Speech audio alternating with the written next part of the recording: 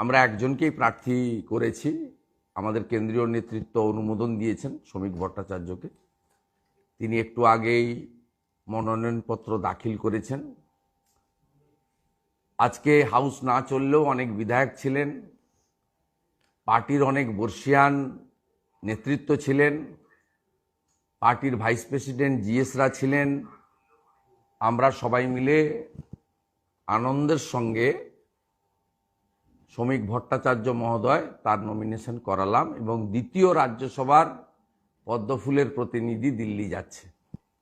ভয়ঙ্কর অবস্থা, ঠিক সেম ফলতাতে চলছে, সেম একেবারে একদম সেম।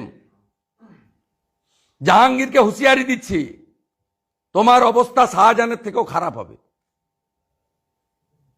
অপেক্ষা করো, বেশি দিন না, ডেজ আর নাম্বার। আমরা বলি ভারত ভারত, এরাই বলে বাঙালি বাঙালি। এরা আগে গোয়াতে দিয়েছে, এখন রাজ্যসভায় পশ্চিমবঙ্গে দুজনকে পাঠাতে পারত তৃণমূল, তা না করে বাইরের রাজ্যে দুটো দিয়ে দিয়েছে।